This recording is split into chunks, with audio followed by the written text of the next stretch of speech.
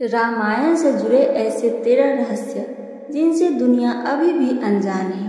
आइए जानते हैं उसके बारे में। ऐसा माना जाता है कि मूल रामायण की रचना ऋषि वाल्मीकि द्वारा की गई थी, लेकिन कई अन्य संतों और वेद पंडितों जैसे तुलसीदास, संत एकनाथ इत्यादि ने भी इसके अन्य संस्करणों की रचना की है। हालांकि प्रत्येक संस्करण में अलग अलग तरीके से कहानी का वर्णन किया गया है, लेकिन मूल रूपरेखा एक ही है। ऐसा माना जाता है कि रामायण की घटना 4वीं और 5वीं शताब्दी ईसा पूर्व की थी। पहला रामायण के हर 1000 श्लोक के बाद आने वाले पहले अक्षर से गायत्री मंत्र बनता है। गायत्री मंत्र में 24 अक्षर होते हैं और वाल्मीकि रामायण में 24,000 श्लोक है। रामायण के हर 1000 श्लोक के बाद आने वाले पहले अक्षर से गायत्री मंत्र बनता है। यह मंत्र इस पवित्र महाकाव्य का सार है। गायत्री मंत्र को सर्वप्रथम ऋग्वेद में उल्लेखित किया गया है। दूसरा, राम और उनके भाइयों के अलावा राजा दशरथ एक पुत्री के भी पिता थे। श्री राम के माता पिता एवं भाइयों के बारे में तो प्रायः सभी जानते हैं, लेकिन बहुत कम लोगों को यह मालूम है कि राम की एक बहन भी थी जिनका नाम शांता था। वे आयु में चारों भाइयों से काफी बड़ी थी। उनकी माता कौशल्या थी। ऐसी मान्यता है कि एक बार अंग देश के राजा रोमपद और उनकी रानी वर्षणी अयोध्या आए। उनको कोई संतान नहीं थी।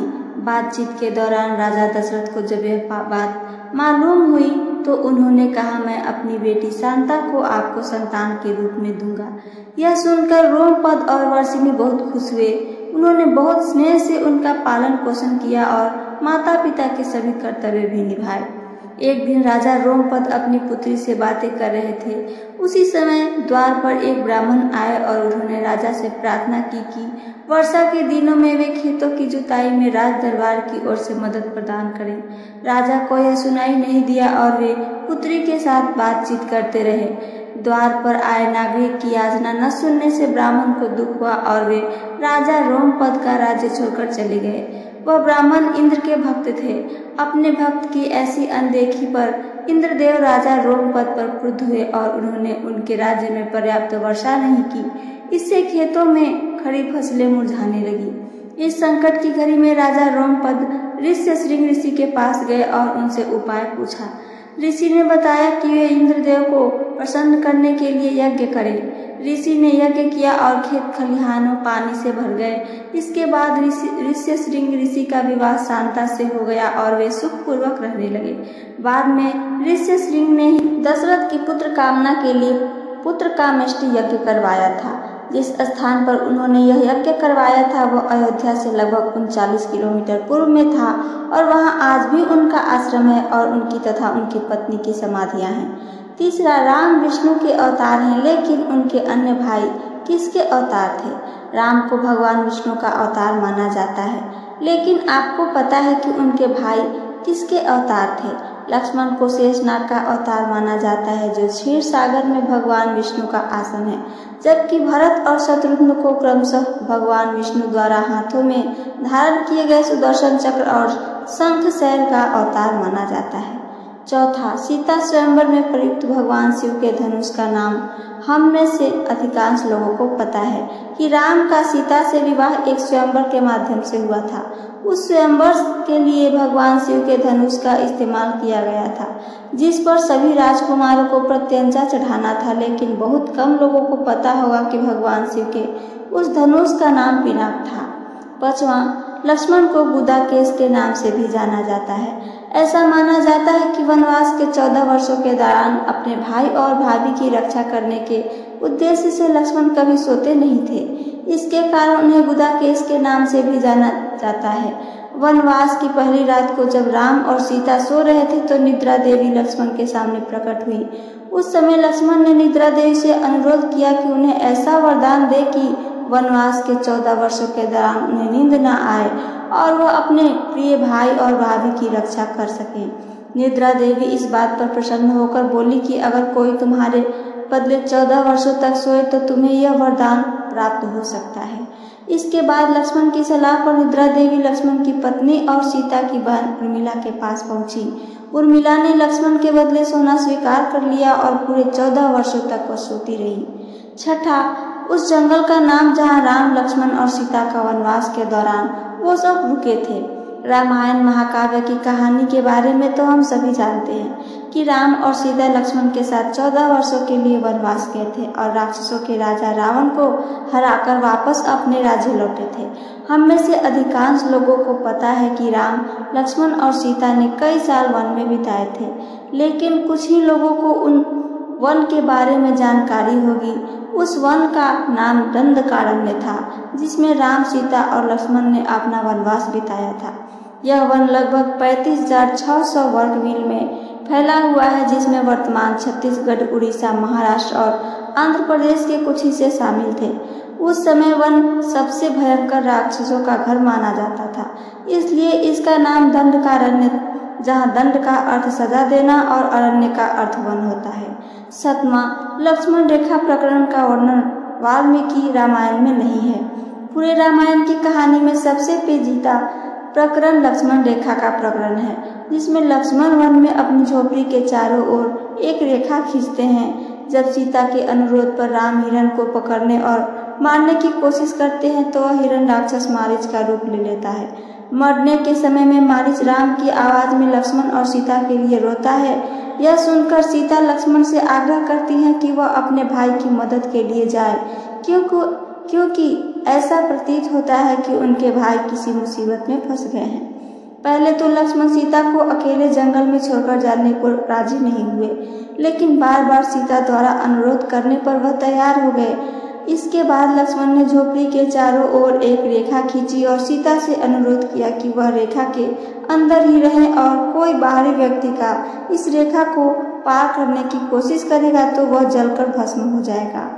इस प्रकरण के संबंध में अज्ञात तथ्य यह है कि इस कहानी का वर्णन न तो वाल्मीकि रामायण में है और न ही रामचरितमानस में है, लेकिन रामचरितमानस के लंका कांड में इस बात का उल्लेख रावण की पत्नी मंदोदरी द्वारा किया गया है। 8वां, रावण एक उत्कृष्ट वीणा वादक था। रावण सभी राक्षसों का राजा था। बचपन में वह सभी लोगों से डरता था क्योंकि उसके 10 सिर थे। भगवान शिव के प्रति उसकी दृढ़ आस्था थी। इस बात की पुख्ता जानकारी है कि रावण एक बहुत बड़ा विद्वान था और उसने वेदों का अध्ययन किया था। लेकिन क्या आपको पता है कि रावण के ध्वज में प्रतीक के रूप में वीणा होने का कारण क्या था? चूंकि रावण एक उत्कृष्ट वीणा वादक था, जिसके कारण उसके ध्वज में प्रतीक के रूप में वीणा अंकित था। हालांकि रावण इस कला को ज्यादा तवज्जो नहीं देता था, लेकिन उसे यह यंत्र बजाना पसंद था। 9वां, इंद्र के ईर्ष्यालु होने के कारण कुंभकर्ण को सोने का वरदान प्राप्त हुआ था। रामायण में एक दिलचस्प कहानी हमेशा सोने वाले कुंभकर्ण की है। कुंभकर्ण रावण का छोटा भाई था, जिसका शरीर बहुत ही विकराल था। इसके अलावा वह पेटू यानी बहुत अधिक खाने वाला भी था। रामायण में वर्णित है कि कुंभकर्ण लगातार 6 महीनों तक सोते रहता था और फिर सिर्फ एक दिन खाने के लिए उठता था और पुनः 6 महीनों तक सोता रहता था। लेकिन क्या आपको पता है कि कुंभकर्ण को सोने की आदत कैसे लगी थी? एक बार एक यज्ञ की समाप्ति पर प्रजापति ब्रह्मा कुंभकर्ण के सामने प्रकट हुए और उन्होंने कुंभकर्ण से वरदान मांगने को कहा। इंद्र को इस बात से डर लग रहा था कि कहीं कुंभकर्ण वरदान में इंद्रासन न मांग ले, अतः उन्होंने देवी सरस्वती से अनुरोध किया कि वह कुंभकर्ण की जिह्वा पर जाकर बैठ जाएं, जिससे वह इंद्रासन के बदले निंद्रासन मांग ले। इस प्रकार इंद्र की ईर्ष्या की वजह से कुंभकर्ण को सोने का वरदान प्राप्त हुआ था। 10वां, नासा के अनुसार रामायण की कहानी और आदम का कुल एक दूसरे से जुड़े हुए हैं। रामायण की कहानी के अंतिम चरण में वर्णित है कि राम और लक्ष्मण ने वानर सेना की मदद से लंका पर विजय प्राप्त करने के लिए एक पुल का निर्माण किया था। ऐसा माना जाता है कि यह कहानी लगभग 17,50,000 साल पहले की है। हाल ही में नासा ने पाक जलद मरुस्थल में श्रीलंका और भारत को जोड़ने वाले एक मानव निर्मित प्राचीन पुल की खोज की है और शोधकर्ताओं और पुरातत्वविदों के अनुसार इस पुल के निर्माण की अवधि रामायण महाकाव्य में वर्णित पुल के निर्माण काल से मिलती है। नासा के उपग्रह द्वारा खोजे गए इस पुल को आदम का पुल कहा जाता है और इसकी लंबाई लगभग 30 किलोमीटर है।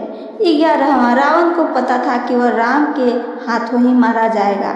रामायण की पूरी कहानी पढ़ने के बाद हमें पता चलता है कि रावण एक क्रूर और सबसे विकराल राक्षस था जिससे सभी लोग घृणा करते थे।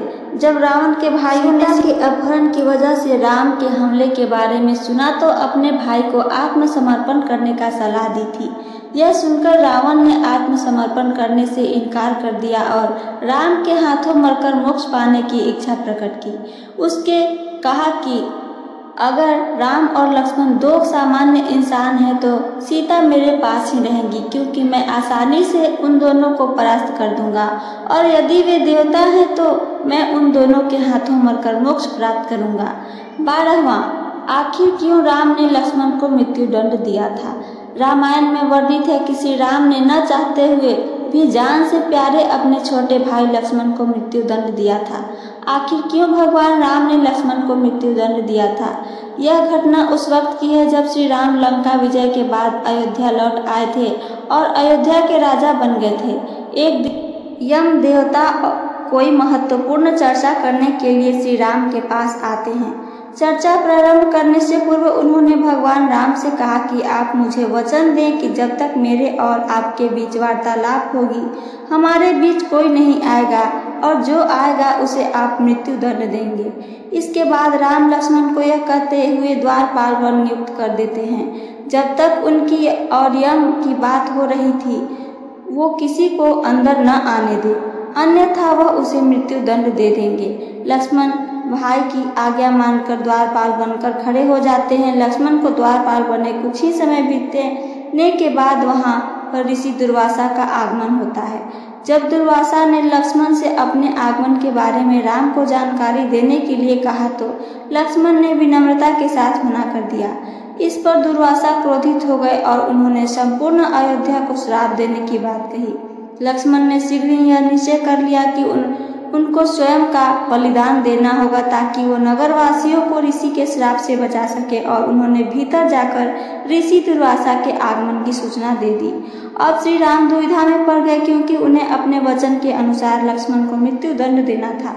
इस दुविधा की स्थिति में श्री राम ने अपने गुरु वशिष्ठ का स्मरण किया और कोई रास्ता दिखाने को कहा। गुरुदेव ने कहा कि अपनी किसी प्रिय वस्तु का त्याग उसकी मृत्यु के समान ही है, अतः तुम अपने वचन का पालन करने के लिए लक्ष्मण का त्याग कर दो। लेकिन जैसे ही लक्ष्मण ने यह सुना तो उन्होंने राम से कहा कि आप भूल कर भी मेरा त्याग नहीं करना। आपसे कुछ दूर रहने से तो अच्छा है कि मैं अपने वचन का पालन करते हुए मृत्यु को गले लगा दूं। ऐसा कहकर लक्ष्मण ने जल समाधि ले ली। 13वां, राम ने सरयू नदी में डुबकी लगाकर पृथ्वी लोक को परित्याग किया था। ऐसा माना जाता है कि जब सीता ने पृथ्वी के अंदर समाहित होकर अपने शरीर का परित्याग कर दिया तो उनके बाद राम ने सरयू नदी में जल समाधि लेकर पृथ्वी लोक का परित्याग किया था।